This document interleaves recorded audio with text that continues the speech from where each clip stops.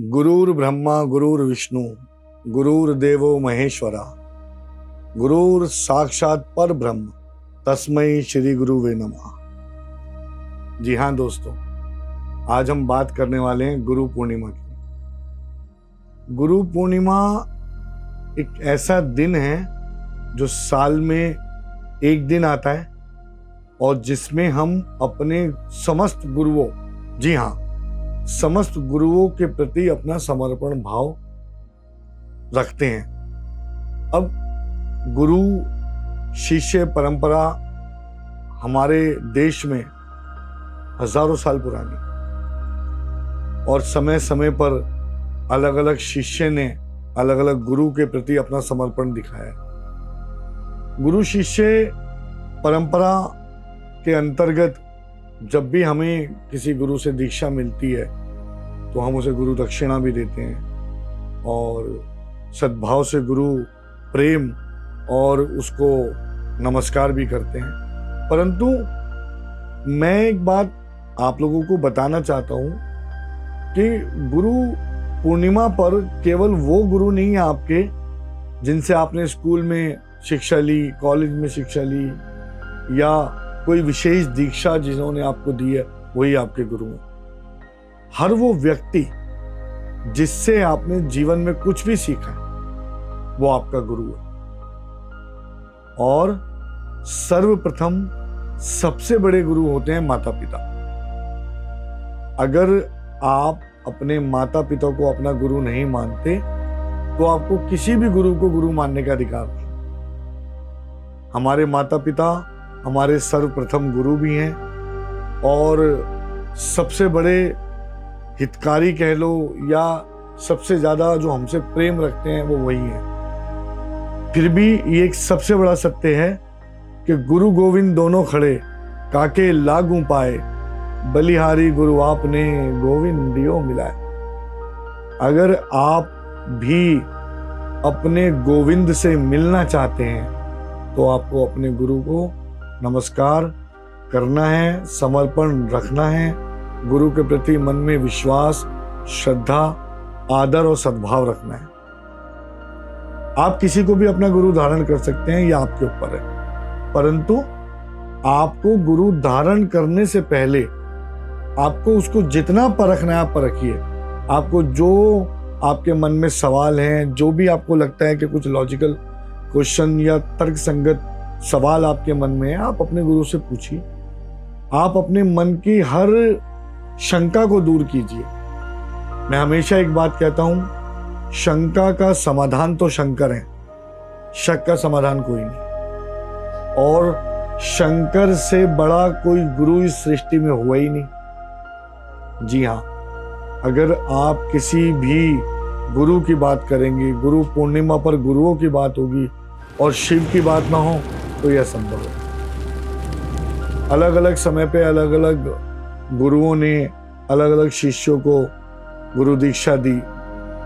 कृष्ण अपने आप में एक गुरु हैं, एक मार्गदर्शक हैं।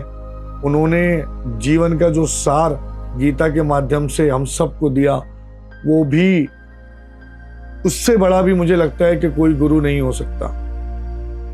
भगवान शिव को गुरुओं के रूप में सर्वप्रथम और सबसे आगे इसलिए रखा गया है क्योंकि आज अगर मैं बात करूं अघोर तंत्र में किसी भी अघोरी की, उसके लिए जो सबसे पहली साधना है वो शिव साधना है। और वो शिव साधना एक गुरु रूपी साधना है। यदि आप अघोर तंत्र की प्रैक्टिस करना जा रहे हैं या अघोर तंत्र को सिद्ध करने जा रहे हैं तो आपको शिव को साधना ही पड़ेगा। शिव आपके सबसे पहले और सबसे जरूरी गुरु के रूप में आपके जीवन में है। शिव से बहुत सारी विद्याएं निकली, बहुत सारे शास्त्र निकले। अघोर तंत्र की मैं अक्सर बात करता हूँ, शावर विद्या की मैंने अक्सर बात की है। समस्त नाथ संप्रदाय जो निकला वो भगवान शिव से निकला है। भगवान शिव से उनको ज्ञान मिला है, उनकी कृपा से ही नाथ संप्रदाय का पूरा जो विस्तार हुआ, जो लोगों तक पहुंचा। आज मैं गुरु पूर्णिमा के अवसर पर आपको एक ऐसी कथा सुनाने वाला हूं जिसमें यूं तो जैसे मैंने पहले कहा कि गुरुओं के प्रति शिष्यों ने हमेशा बड़े से बड़े समर्पण दिए हैं। एकलव्य को कोई नहीं भूल सकता और कर्ण को कोई नहीं भूल सकता, भीष्म पितामह को कोई नहीं भूल सकता। समय समय पे अलग अलग शिष्यों ने अपने गुरुओं के प्रति अपना समर्पण भाव दिखाया। परंतु जैसे कि हम अपने चैनल पर अक्सर पैरानॉर्मल की बात करते हैं, अघोर तंत्र की बात करते हैं, तो आज मैं उसी से जुड़ी एक कथा आप लोगों तक लेकर आता हूं जो गुरु शिष्य परंपरा के लिए बहुत बड़ी एक मिसाल है, एक ऐसा एग्जाम्पल है कि यदि आप अपने गुरु को एक परमात्मा के रूप में नहीं देख रहे हैं तो आपका जीवन में उनसे मिलने वाला जो भी ज्ञान है वो हमेशा संक्षिप्त रहेगा, आगे नहीं बढ़ पाएगा या आप उसका पूरी तरीके से प्रयोग नहीं कर पाएंगे। तो अब मैं बात करता हूं उस कथा की। शाबर विद्या में नाथ संप्रदाय का बहुत बड़ा योगदान है और उस योगदान में हम अक्सर गुरु गोरखनाथ की, गुरु मच्छंदर नाथ की इनकी बात करते आए हैं।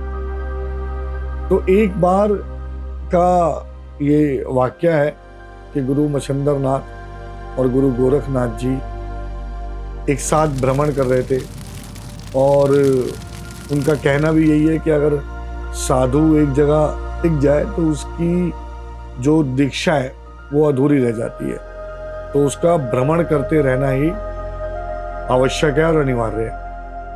अब ये दोनों भ्रमण कर रहे थे। भ्रमण करते करते एक बार गुरु मच्छंदर नाथ ने अपने शिष्य से कहा कि पुत्र, मुझे बहुत भूख लग रही है और मुझे ऐसा लग रहा है कि मुझे मतलब अब मेरा शरीर बहुत ज़्यादा चल फिर नहीं पाएगा, बहुत ज़्यादा कमजोरी महसूस कर रहा है, तो मुझे अच्छा भोजन कहीं से खाने की इच्छा हो रही है।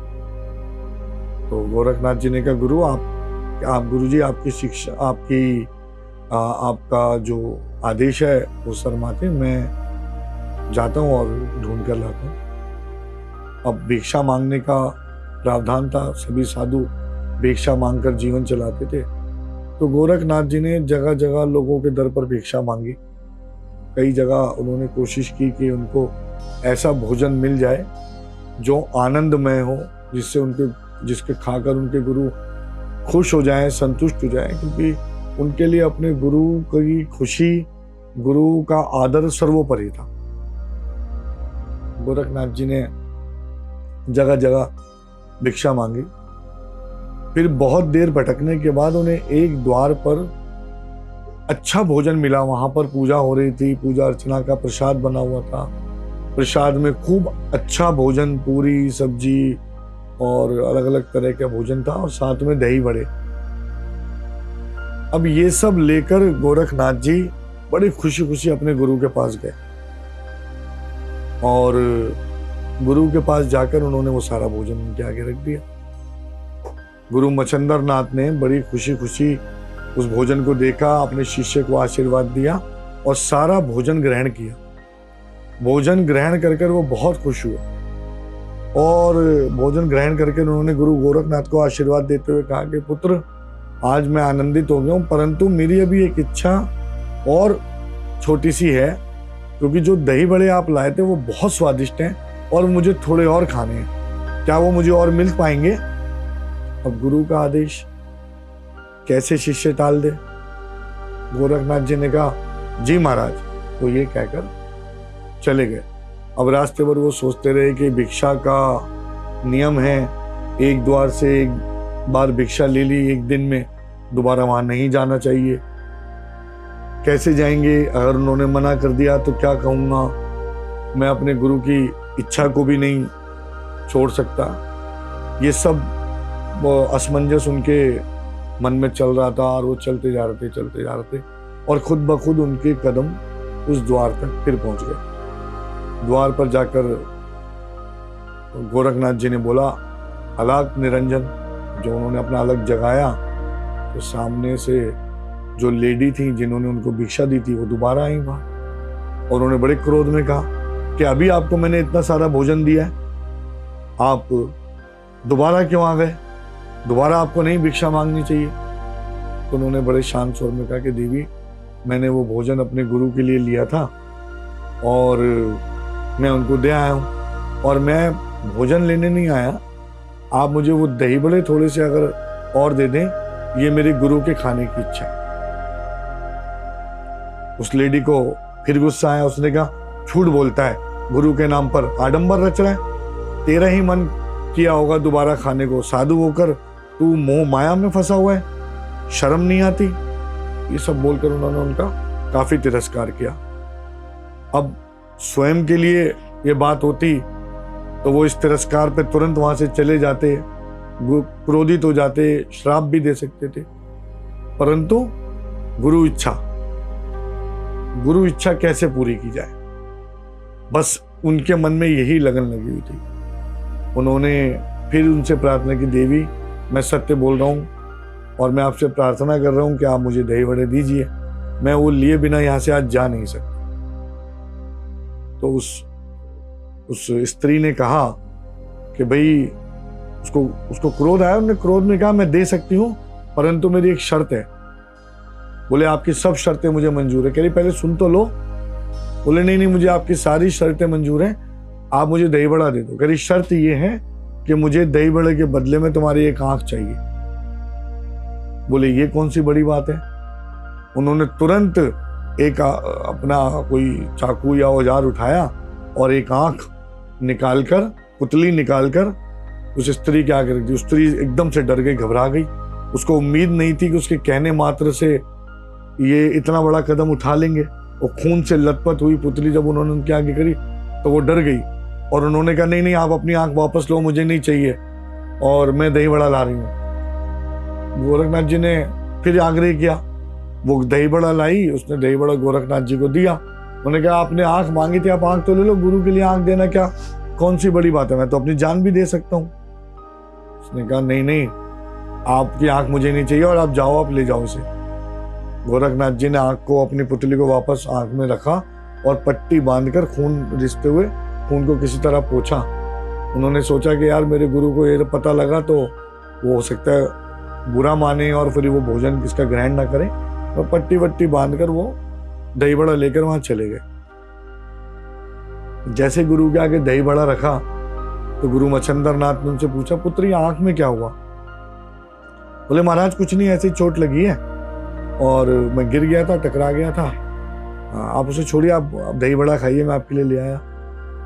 अब मच्छंदर नाथ को समझने में ज्यादा वक्त नहीं लगा। बहुत बड़े तपस्वी, बहुत बड़े साधु, इतना बड़ा ज्ञान, समस्त शाबर विद्या का पूरा संस्करण जिन्होंने लिखा हो और उसको पूरे नाथ घराने को जिन्होंने आगे बढ़ाया, तो उनके लिए तो ये बात जानना ज्यादा मुश्किल नहीं था। तब उन्होंने अपने शिष्य से कहा, गोरखनाथ से, कि पुत्र आप मुझे सत्य बताइए, सत्य क्या है।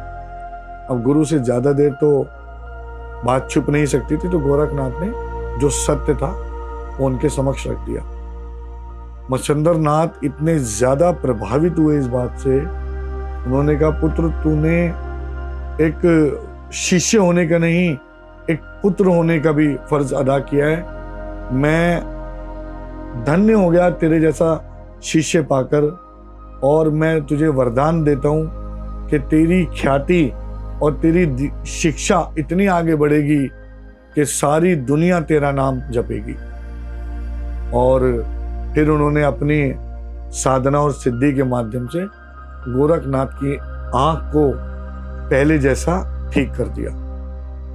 तो दोस्तों ऐसी अनंत कथाएं हैं, हम कितनी भी कथाएं सुन लें, समझ लें, चाहे वो कर्ण के अपने शरीर पर होने वाले कष्ट की वजह से, कष्ट होने पर भी उन्होंने, एक कीड़े ने उन्हें कितनी बुरी तरह काटा, पर उन्होंने वो कष्ट सिर्फ इसीलिए सहा क्योंकि उनकी गोद में उनके गुरु विश्राम कर रहे थे, और अगर वो हिल जाते तो गुरु की नींद भंग हो जाती। ऐसे कई अनंत एग्जाम्पल है, मतलब एंडलेस एग्जाम्पल हैं जिसमें हम अपने गुरुओं के प्रति अपने समर्पण को देख सकते हैं। तो दोस्तों आप यदि किसी भी गुरु से जुड़े हुए हैं, उन्होंने कुछ भी कभी भी आपको सिखाया है, थोड़ा भी आपने उनसे ज्ञान लिया है, तो आप ये समझ लीजिए कि आपका पूरा जीवन भी यदि आप उनकी भक्ति में, उनकी सेवा में समर्पित कर दें तो कम है।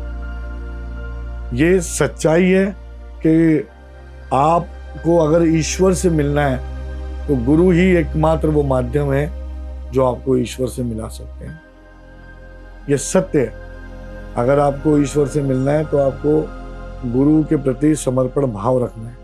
और कोई भी दीक्षा, आप कहीं से कोई शिक्षा अगर ले भी लेते हैं, उसका ज्ञान केवल तभी प्रज्वलित होगा जब आप अपने गुरु के प्रति समर्पण को रखेंगे और उसकी दिशा में, अपने गुरु की सेवा भाव में और उनके आदेशों की पूर्ति में कोई कमी ना रखें। आज का हमारा ये विशेष जो एपिसोड है वो केवल गुरु पूर्णिमा के लिए है। तो मैं आप लोगों को बताऊंगा कि क्या क्या आप अपने गुरु को समर्पित कर सकते हैं, प्रसाद के रूप में आपको क्या देना चाहिए। देखिए, पूरा जीवन आपका आपके गुरुओं की वजह से, आपने जो कमाया, जो भी पाया, सब कुछ आप अपने सामर्थ्य के अनुसार कुछ भी अपने गुरु को दे सकते हैं। लेकिन यदि आपका कुछ भी सामर्थ्य नहीं है तो कम से कम गुड़ और चना आप अपने गुरु के चरणों में जरूर समर्पित कीजिए। इसके अलावा आपकी जहां तक सीमा हो, आप अपने गुरु को दीजिए। साल में केवल एक दिन होता है जब गुरु आपसे मांगते नहीं लेकिन पाने के अधिकारी। आप पूरे साल उनकी सेवा करें, ये अलग बात है, पर गुरु पूर्णिमा के दिन हमें अपने गुरुओं के प्रति जो ग्रेटिट्यूड है उसको दिखाना चाहिए, उनके प्रति अपने समर्पण को दिखाना चाहिए। आप अपने माता पिता को भी कुछ भी अर्पण कर सकते हैं, अपने स्कूल, कॉलेज, स्पिरिचुअल गुरुओं को, जिसको भी आप मानते हैं, आप उनके प्रति अपना समर्पण रखिए। उनको अच्छे से अच्छा उपहार जो आप दे सकते हो उन्हें दीजिए, और उसके बदले में जो आशीर्वाद आपको मिलेगा, मैं आपको विश्वास दिला सकता हूँ, उस आशीर्वाद की ना तो कोई कीमत लगाई जा सकती है और ना ही उससे मिलने वाले फल का कोई अंत पाया जा सकता है। वो इतना बड़ा आशीर्वाद होता है। तो एक बार फिर अंत में मैं ये बात दोहराऊंगा कि गुरुर ब्रह्मा गुरुर विष्णु गुरुर देवो महेश्वरा गुरुर साक्षात पर ब्रह्म तस्मै श्री गुरुवे नमः। अगर आपको हमारा आज का ये एपिसोड पसंद आया है, अगर आपको लगता है कि आपको इससे कुछ अच्छी जानकारी मिली है या इस कहानी को सुनकर आप भी प्रेरित हुए हैं, तो आप इस वीडियो को लाइक कीजिए, शेयर कीजिए और कमेंट के माध्यम से आप अपने गुरु का नाम और उनके बारे में आप हमें बताना चाहते हैं तो जरूर बता सकते हैं। और सब्सक्राइब करना चैनल को बिल्कुल नहीं भूलना है। आज के लिए बस इतना ही। फिर मिलते हैं किसी नए टॉपिक के साथ, किसी नई नॉलेज के साथ। धन्यवाद।